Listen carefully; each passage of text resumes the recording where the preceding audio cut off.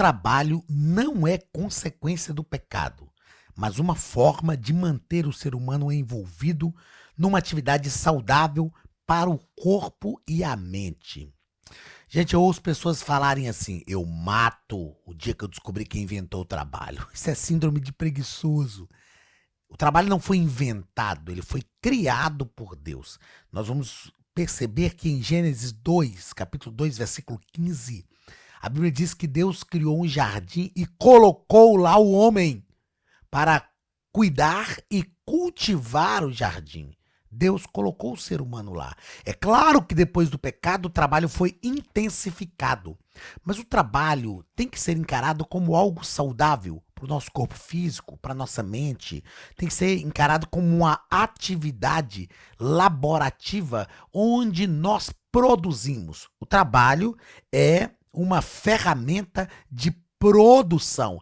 E isto é, sem dúvida nenhuma, um atributo que Deus comunicou a nós, a possibilidade de produzir através do trabalho. Queridos, a paz do Senhor, sejam bem-vindos à Academia de Pregadores. Eu sou o pastor Anderson Silva e nós estamos nas nossas lições bíblicas de Escola Dominical, o currículo dos jovens. Estamos estudando o segundo trimestre de 2024, com uma revista comentada pelo pastor Alexandre Coelho. Estamos tratando de várias situações importantes que envolvem o padrão bíblico para a vida cristã, caminhando segundo as Escrituras. E é muito importante realmente entendermos que as Escrituras têm uma relevância muito grande para a nossa vida. Na aula de hoje estudaremos a lição de número 8, do dia 26 de maio de 2024. O título da nossa lição é A Realidade Bíblica do Trabalho. O texto principal está em Eclesiastes capítulo 9 e versículo 10. Tudo quanto te vier à mão para fazer, faze-o conforme as tuas forças, porque na sepultura, para onde tu vais, não há obra, nem indústria, nem ciência, nem sabedoria alguma. Eu sempre falo com os meus filhos que tudo que nós fazemos, nós precisamos fazer de coração inteiro. Tudo que fazemos. Você está trabalhando? Trabalhe de coração inteiro. Você está fazendo alguma coisa na obra de Deus? Faça de coração inteiro. Você está vivendo um momento com a sua família? Faça de coração inteiro. Você está se divertindo? Faça de coração inteiro. Tudo que nós fazemos, nós devemos fazer de coração inteiro, porque isso agrada a Deus, isso é saudável para a nossa mente, para o nosso coração, é saudável para a nossa alma, quando nós realmente nos entregamos à obra que estamos fazendo. Então, tudo que você fizer, faça de coração inteiro. Resumo da lição. O trabalho foi projetado por Deus para que desenvolvamos nossos talentos e os sirvamos por meio deles. Deus nos concedeu dons e talentos, que são chamados de dons naturais. São dons concedidos por Deus na nossa gestação. Nós já nascemos com esses dons naturais. E o trabalho é uma forma de nós desenvolvermos. O que é desenvolver? É a partir daquilo que você já tem, você exercita e aquilo fica melhor ainda. Então o trabalho é uma forma de desenvolvermos os nossos talentos e, sobretudo, servir a Deus também por meio do nosso trabalho. O texto bíblico da nossa lição está em Colossenses.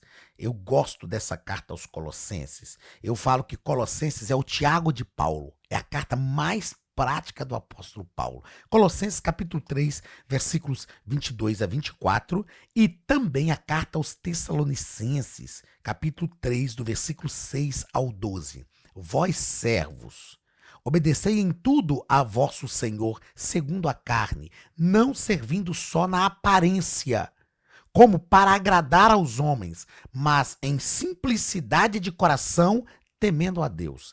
E tudo quanto fizerdes, fazei-o de todo o coração, como ao Senhor e não aos homens. Este versículo para mim é um versículo chave na palavra de Deus. Tudo que você fizer, faça como ao Senhor e não aos homens. Pastor, mas eu estou fazendo para os homens. Mas faça como se você estivesse fazendo ao Senhor. Porque a recompensa vem do Senhor. Olha o versículo 24. Sabendo que recebereis do Senhor o galardão da herança, porque a Cristo, o Senhor, servis. Isso aqui não está falando só de fazer obra de Deus, não, gente. Não está falando só de pregar, de ensinar, de cantar, de pastorear. Não, não. Está falando tudo, tudo que nós fizermos. Se a gente aplicar isso na nossa vida, você vai começar a trabalhar diferente. Você vai começar a desenvolver as suas atividades laborativas com uma nova motivação, sabendo, que eu estou fazendo como ao Senhor. Tem gente que trabalha dizendo, é porque eu estou aqui enriquecendo meu patrão. Não, você tem que fazer como ao Senhor e não aos homens, porque aí você vai receber a recompensa do Senhor e não dos homens. Tessalonicenses capítulo 3, versículo 6 ao 12. Mandamo-vos, porém, irmãos, em nome do nosso Senhor Jesus Cristo, que vos aparteis de todo irmão que andar desordenadamente, e não segundo a tradição que de nós recebeu. Porque vós mesmos sabeis como convém imitar-nos, pois que não nos ouvemos desordenadamente entre vós, nem de graça comemos o pão de homem algum, mas com trabalho e fadiga, trabalhando noite e dia para não sermos pesados a nenhum de vós. Não porque tivéssemos autoridade, mas para vos dar em nós mesmos exemplos para nos imitardes. Porque quando ainda estávamos convosco, vos mandamos isto, que se alguém não quiser trabalhar, gente, esse versículo aqui, ó, que se alguém não quiser trabalhar, não coma também. A Bíblia que está falando, tá? Não fala que é um pastor irritado, nervoso, não. É a Bíblia que está falando. Que se alguém não quiser trabalhar, não coma também. Porquanto ouvimos que alguns entre vós andam desordenadamente, não trabalhando, antes fazendo coisas vãs. A esses tais, porém, mandamos e exortamos por nosso Senhor Jesus Cristo, que trabalhando com sossego, comam o seu próprio pão. Paulo está falando com a igreja de Tessalônica, que não foi pesada aquela igreja. Embora ele pudesse, ele fizesse jus ao salário, porque o próprio Paulo fala que o obreiro é digno do seu salário. Mas ele está falando, eu vi a situação de vocês, eu não quis ser pesado a vocês, antes apliquei isso à minha vida para que vocês aprendessem comigo, para que vocês me imitassem. Nós vamos tratar de algumas coisas em relação aos preguiçosos aqui na lição de hoje. Primeiro parágrafo, a perspectiva bíblica do trabalho.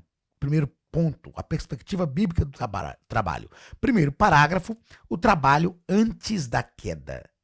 Deus nos deu o exemplo de uma atividade laborativa criando todas as coisas. Então Deus criou, Deus trabalhou. Certa feita Jesus chegou a dizer, o meu pai trabalha até agora e eu também trabalho. Então Deus, ele deu esse exemplo de criação através do trabalho. É claro que ele é Deus, não se cansa, não se fatiga, enfim, mas ele trabalha. Criar através do trabalho é um atributo que Deus comunicou ao ser humano.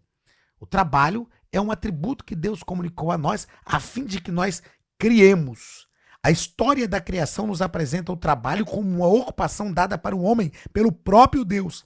Gênesis capítulo 2, versículo 15 nos diz que e tomou o Senhor Deus o homem e o pôs no jardim do Éden para o lavrar e o guardar. Fizemos referência disso aqui na introdução da nossa lição. Colocou no jardim do Éden para quê? Para o lavrar e o guardar. Então Adão tinha que trabalhar, gente. Lavrar o jardim, guardar o jardim, exigia trabalho. Ele estava ali para trabalhar. E trabalhava muito.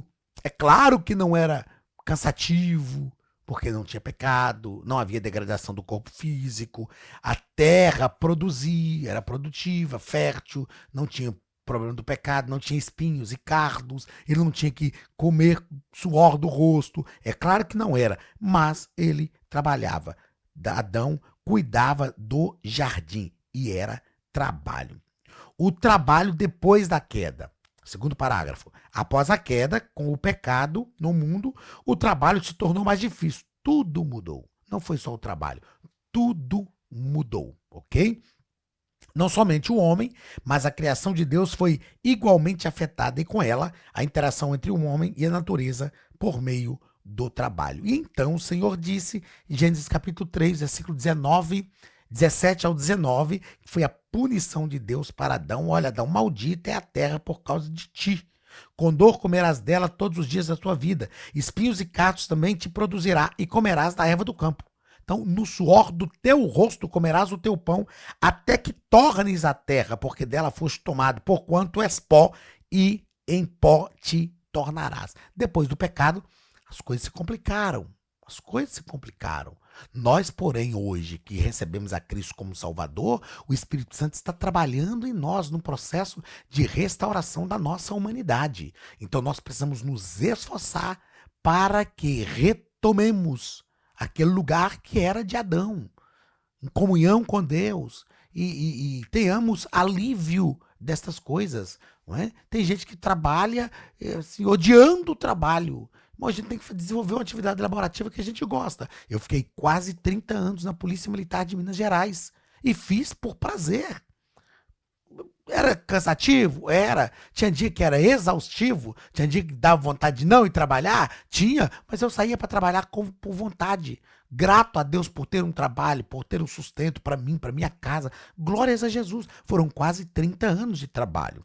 Terceiro parágrafo do primeiro ponto. O trabalho com o passar do tempo. Aqui o nosso escritor, ele faz uma descrição sociológica do trabalho, não é? E muito interessante até. E ele vai dizer depois que os homens foram agrupando, né? Formando agrupamentos sociais, e por desprezarem a Deus e suas orientações, o trabalho sofreu distorções que afetaram a todos. Então a maldade dos homens fez surgir a escravidão e os maus tratos com outras pessoas. Mas no início não era assim. As pessoas trabalhavam, aravam a terra, colhia da terra, fazia a troca, né? Era o mercantilismo, fazia a troca de produtos, e depois as pessoas foram se agrupando, e eles se agruparam para formar uma tribo, a fim de que vivessem melhor, a fim de que se defendessem, estivessem unidos. Mas na verdade a gente sabe que onde está o ser humano estão os problemas, e isso acabou gerando a escravidão, e enfim, todos esses problemas aí que envolveram também o trabalho.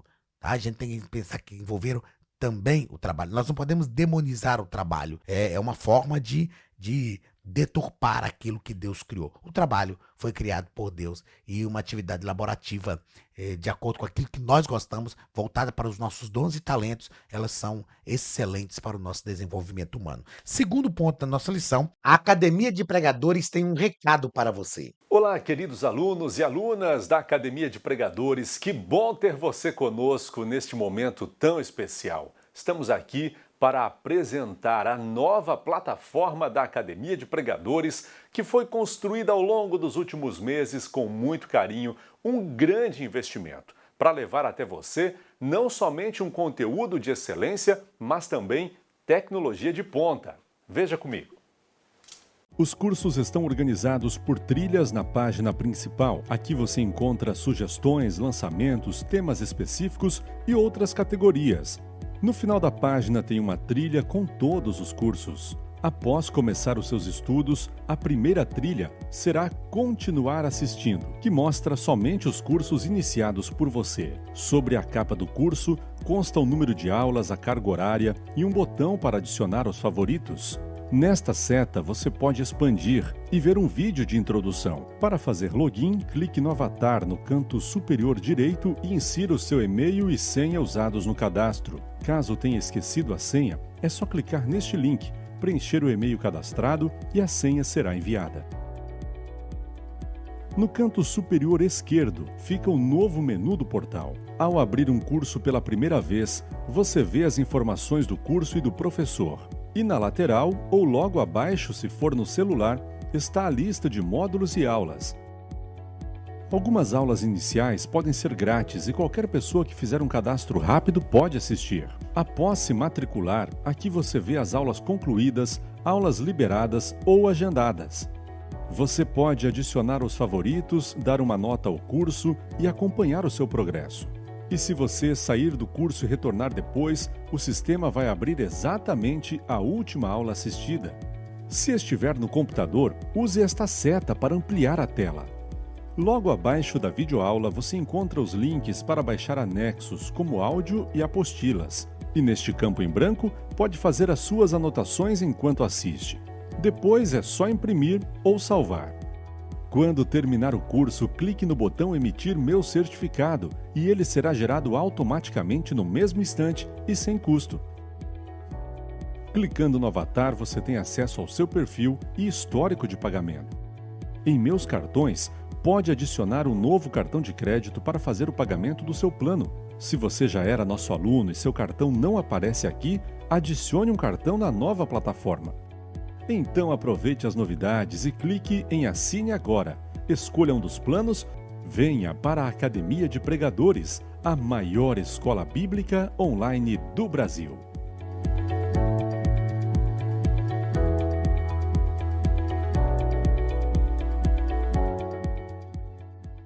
A relevância do trabalho. Primeiro parágrafo, fortalece o nosso testemunho. Aqueles que trabalham com fidelidade, com sinceridade, né, fortalece o trabalho, sim, fortalece o nosso testemunho do Evangelho. Ó. É nosso dever estarmos preparados para as demandas profissionais do nosso tempo, mas sempre visando servir a Deus com conhecimento que adquirimos. Então, veja só, nós, os crentes, salvos em Cristo Jesus, nós precisamos estar envolvidos em todas as áreas sociais, né, de uma comunidade. Então Deus coloca pessoas estratégicas. Há poucos dias agora dessa nossa gravação, né, você vai assistir essa aula depois, mas há poucos dias agora da nossa gravação, partiu para a eternidade o professor Adalto Lourenço, um cientista, crente, magnífico, e que realmente trouxe uma influência cristã muito grande no meio que ele trabalhou.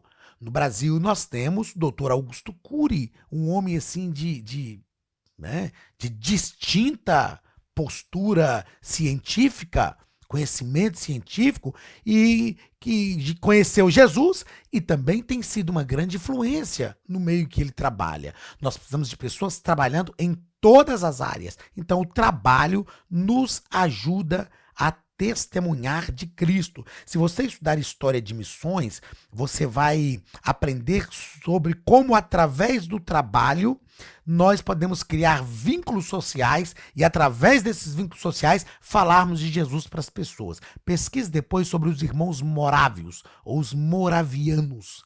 Era um grupo de pessoas que eles acreditavam que iam para o campo para trabalhar, e ali na lavoura eles criavam um vínculo com a pessoa, e através deste vínculo criado, eles pregavam o evangelho e a pessoa aceitava o evangelho, e ganharam milhões de pessoas para Jesus através das suas atividades laborativas. Segundo parágrafo do segundo ponto, Jesus e Paulo. Jesus trabalhou, era carpinteiro, e Paulo era fazedor de tendas. Então, nós temos esses exemplos. Jesus trabalhou e Paulo era fazedor de tenda. Deus nunca chamou preguiçoso. Eliseu, por exemplo, que foi chamado para ser profeta no lugar de Elias e fez o dobro de milagres que Elias fez, quando Elias foi chamá-lo para ser profeta, ele estava arando a terra.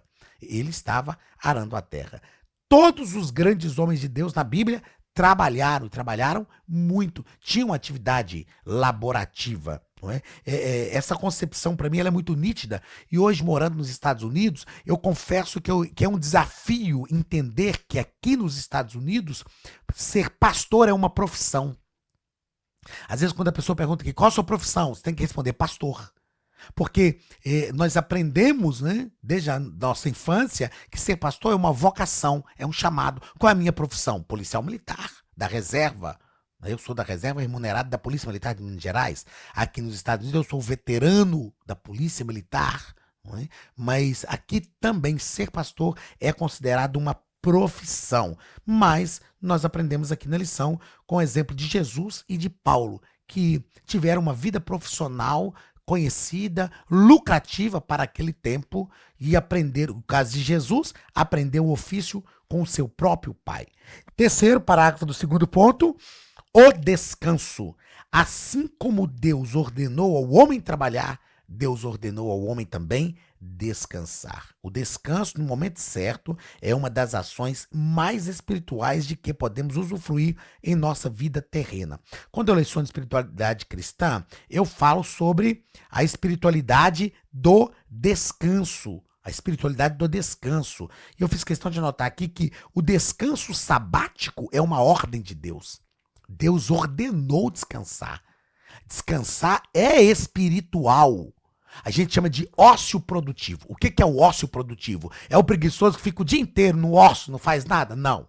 Esse ócio é preguiça. Mas qual que é o ócio produtivo? É um descanso. Você está descansando, mas você está revigorando as suas forças para trabalhar novamente. Desenvolver uma atividade de lazer, fazer aquilo que a gente gosta. Gente, é preciso. Todos nós que somos crentes, Deus não nos alienou da nossa humanidade. E é preciso desenvolver uma atividade de lazer. O que você gosta de fazer como lazer? Agora, quanto tempo tem que você não faz isso que você gosta de fazer como lazer? Aqui nos Estados Unidos as pessoas trabalham. E quando sai do seu trabalho faz um part-time. Trabalha. Se tiverem cuidado, as pessoas a gente vê muito isso aqui, as pessoas chegam aqui novas, trabalham, adoecem e depois gastam o dinheiro que ganharam para tentar recuperar a saúde. Então é preciso também descansar. Tire férias, descanse, tenha atividades de lazer prazerosa, porque o descanso também é uma ordem divina. Último ponto da nossa lição: conselhos a respeito do trabalho. Primeiro parágrafo: não use a fé para deixar de trabalhar. E aqui o nosso escritor diz que um dos maiores erros que um cristão pode fazer é deixar de trabalhar na vida secular para se colocar como um peso para os seus irmãos. A igreja aqui é acolhedora, a minha igreja é uma bênção, ela ajuda, o camarada encosta. Preguiçoso.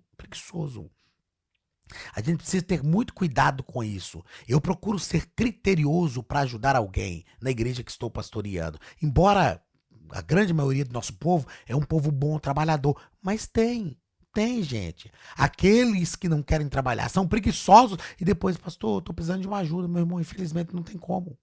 Não tem como, por quê? Porque é preguiçoso, não trabalha, aí não tem como. E sem falar aqueles que nos nossos dias estão dizendo, pastor, Deus me chamou para viver pela obra. Aí fica o dia inteiro em casa dormindo e saem para pregar à noite numa igreja aqui e outra ali. São preguiçosos, não visitam hospitais, não visitam as cadeias durante o dia, não estão se envolvendo em atividades voltadas para a vida ministerial. Eu estou dizendo que Deus não chama pessoas de tempo integral para a obra? Não estou dizendo isso não. Deus chama. Hoje eu vivo de tempo integral para a obra de Deus, mas trabalhei quase 30 anos na Polícia Militar. O que a gente não pode é aceitar uma turminha nova que está surgindo por aí dizendo, Deus me chamou para viver pela obra. E o viver pela obra é dormir durante o dia, ficar na casa de um e do outro comendo de graça, porque essa é a verdade, e depois ir à noite para a igreja pregar, para ganhar uma ofertinha aqui e outra ali, dizendo que isso é viver pela obra. Não, isso não é viver pela obra, isso é ser preguiçoso mesmo. E isso é o nome verdadeiro é ser preguiçoso. Então, não use a fé para deixar de trabalhar. Segundo parágrafo do terceiro ponto, trabalhe como para o Senhor. Nós lemos aí na leitura bíblica, Colossenses capítulo 3, versículos 23 e 24. O servo crente poderia pensar que não deveria trabalhar com empenho por estar descontente com a sua posição social. Mas Paulo ensina que quem trabalha, que trabalhe como se estivesse servindo ao Senhor. Meus irmãos, nós precisamos entender que Deus tem um chamado para todos nós. E nem sempre, ou nem todos serão ricos. Porque se todos forem extremamente ricos, onde estão aqueles que vão trabalhar? Aqueles que vão ter uma mão de obra para fazer surgir os produtos básicos de sobrevivência da humanidade. É claro que é preciso valorizar também. Eu ensinei os meus filhos, quando a gente chega num restaurante, a gente não pode ficar esnobando o garçom ou a garçonete porque eles estão ali nos servindo. Não. Eles não são nossos empregados, eles são seres humanos dignos como nós. Eles estão ali desenvolvendo um trabalho naquele momento para nos dar um suporte e ter um momento de lazer. Assim como nós saímos dali, vamos para o nosso trabalho também no outro dia ou no mesmo dia, enfim, vamos para o nosso trabalho da vida cotidiana a fim de ganhar o salário para a gente poder ir lá no restaurante. Então nós precisamos entender a dignidade da pessoa humana. É isso que é preciso ser compreendido. Não existe trabalho pior do que o outro. Até existe hoje, né, uma forma de nomear o trabalho, alguns trabalhos que às vezes algumas pessoas desprezam, dá-se um nome mais elaborado tecnicamente para que a gente veja o valor disso. Por exemplo, o lixeiro, que é aquele camarada que passa com o caminhão lá, correndo atrás do caminhão, catando lixo, aquele negócio todo. Ele não é um lixeiro, não, não. Ele é um agente sanitário de limpeza urbana. Se ele não recolher o seu lixo, o que você vai fazer com o lixo? Imagine um mês sem o lixo, sem o agente lixeiro, não, né? Sem o agente sanitário de limpeza urbana recolher o seu lixo. Então, nós precisamos disso e precisamos respeitar a dignidade da pessoa humana. Outra coisa que é importante falar aqui, já finalizando a nossa aula daqui a pouquinho, é que existe uma fala hoje aí, principalmente no movimento neopentecostal: Deus vai tirar do ímpio e colocar na sua mão. Deus faz isso, irmão? Quer dizer que o camarada que não é crente vai lá, trabalha, noite e dia, sol a sol, trabalha com honestidade. Aí depois você acha mesmo que Deus vai tirar da mão dele para pôr na mão de um crente preguiçoso? É isso mesmo? Que Deus injusto é esse? Não, é porque ele é ímpio, não, ele trabalhou. Ele adquiriu com o suor do rosto dele, é fruto do serviço, do trabalho das mãos dele. Eu costumo dizer que tudo que nós adquirimos é fruto do trabalho das nossas mãos, mas é resultado da bênção de Deus sobre a nossa vida. Terceiro parágrafo e último ponto da lição: não retires a tua mão. E aí aqui o nosso escritor põe um dos conselhos de Salomão em Eclesiastes capítulo 11, versículo 6.